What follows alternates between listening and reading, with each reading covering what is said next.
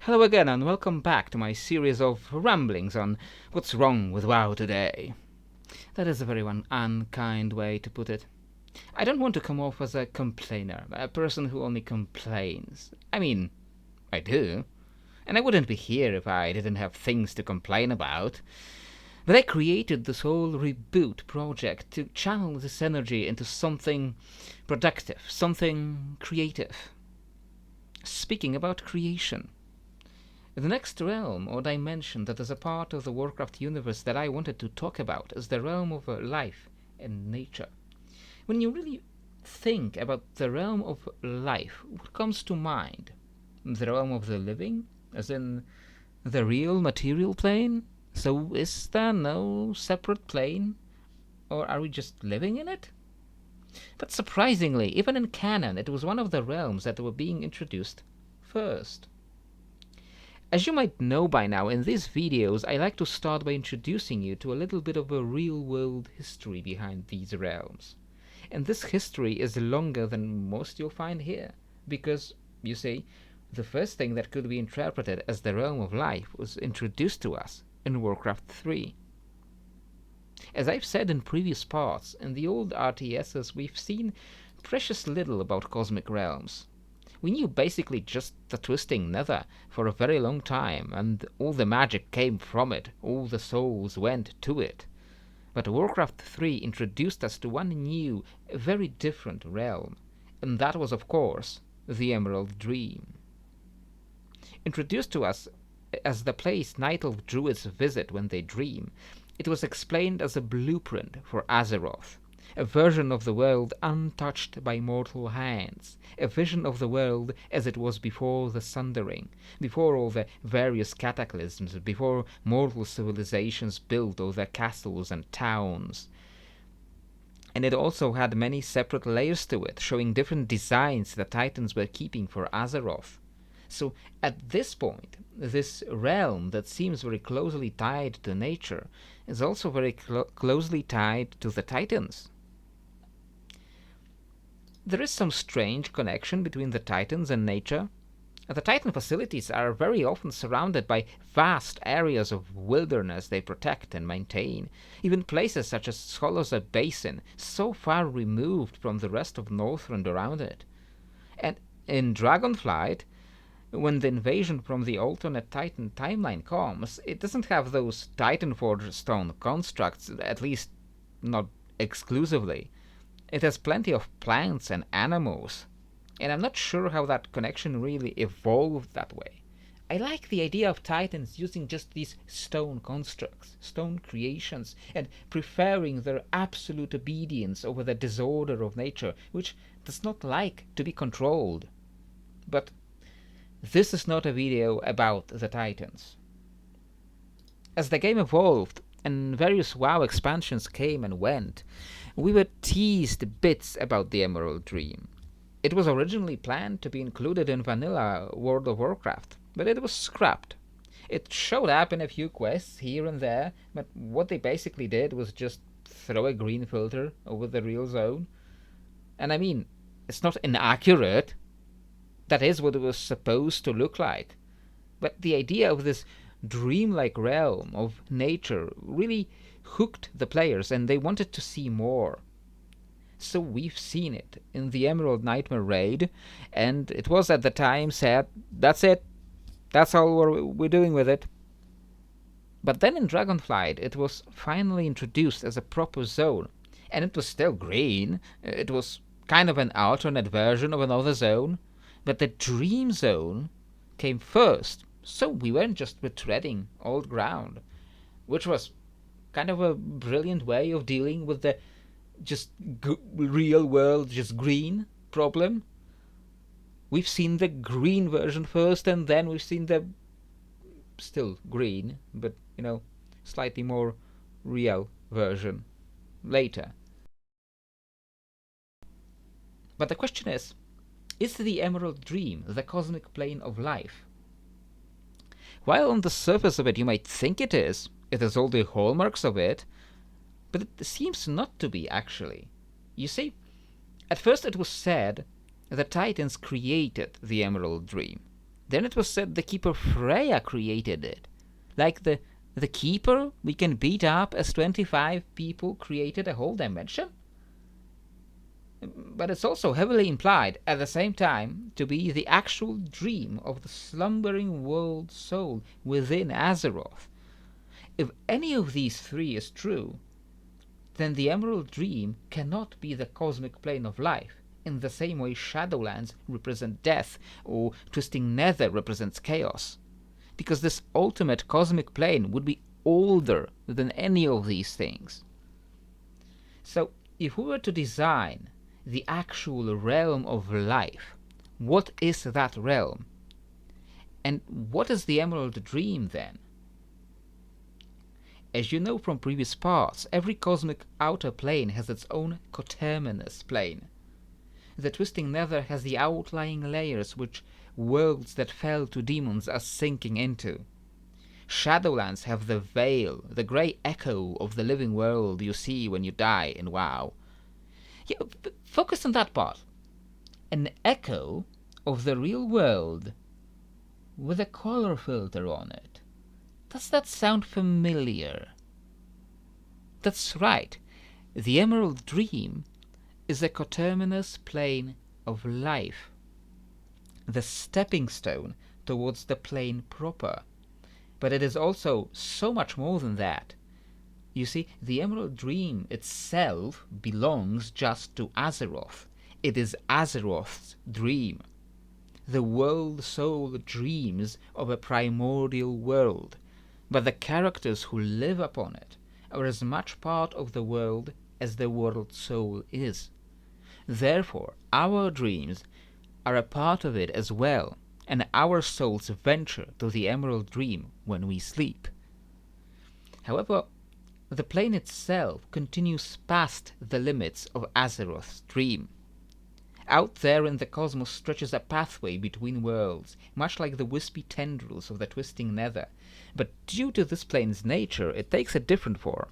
It takes the form of cosmic branches stretching across the stars, various worlds hanging from them like ripe fruit, appearing much closer than they are in the material world. This great cosmic tree, the mother of all the world trees, is Yggdrasil, the same one from Norse mythology. When you use those branches to travel to the dream of another world soul, you will find its own Emerald Dream there, though called different things in different worlds, such as the fairy realm on Earth. When you use it to travel to another world that has life but no world soul, you will find a chaotic, formless expanse, malleable and waiting for a soul to shape it. And with those with strong enough will can do it. But if this is just the coterminous plane, then what lies beyond? You see, the thing with nature is, though it is not the force of chaos itself, it is chaotic, disorderly. Nature has few rules and even less organization. The realms you would find there are mutable and changing, and the godlike beings in charge of them are not absolute. At the same time, it is the realm of life. There is no death in the realms of life. There is no ending. Creatures from this plane, even when slain here, eventually return and reform. And they know it, and play dangerous games with each other.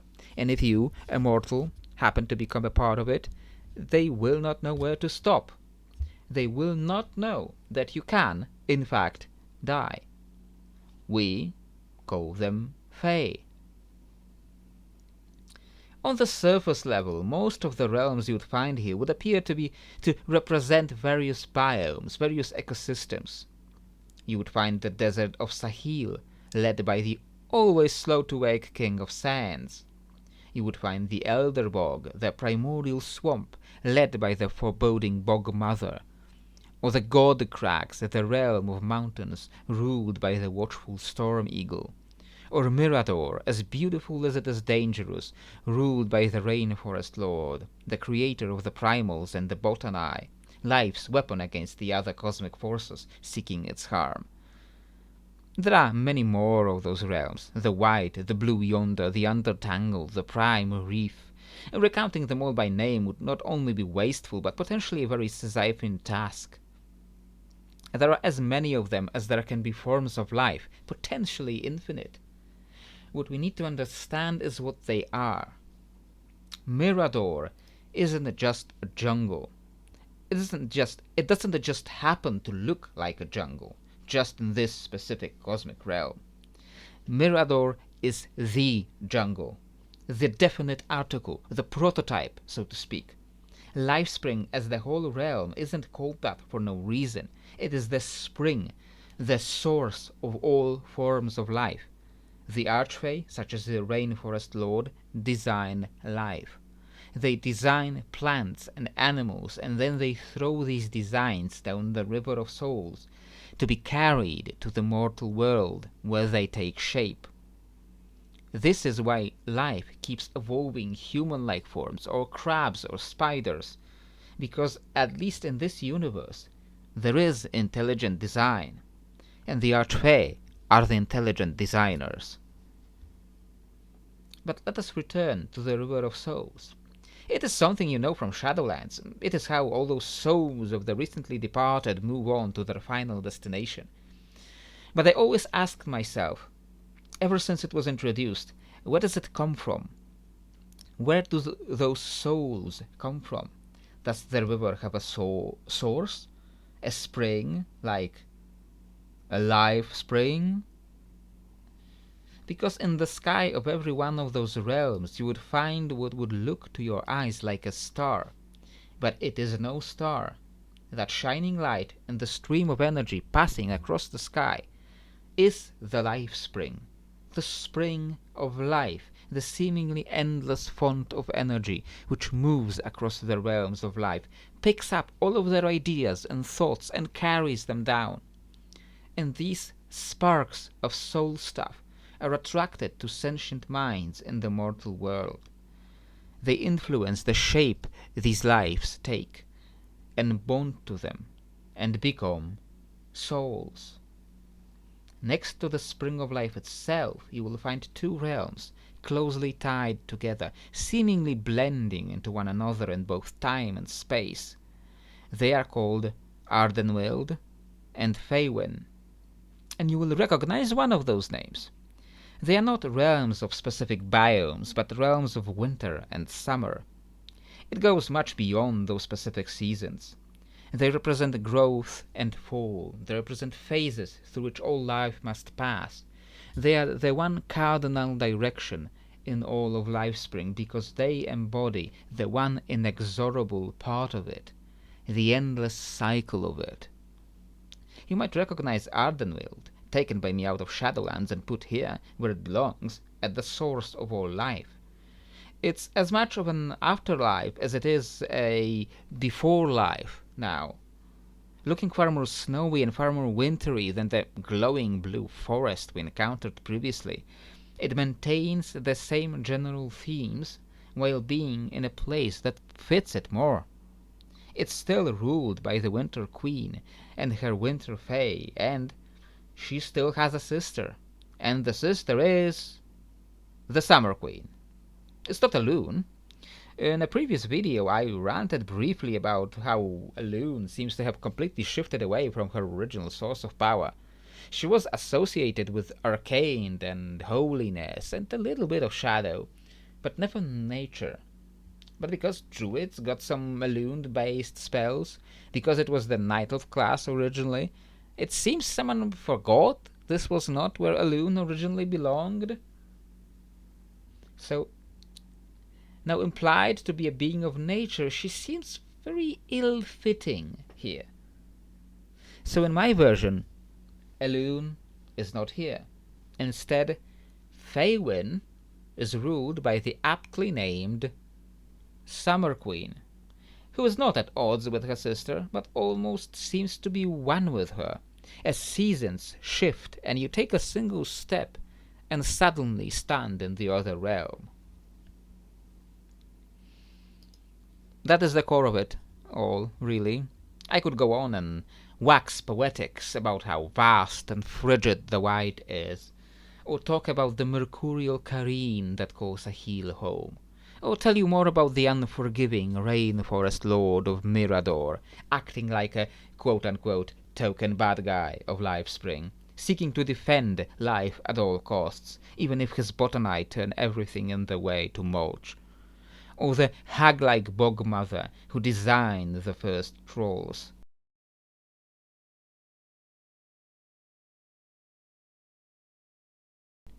But the specifics of each of these realms are not the point of the design exercise.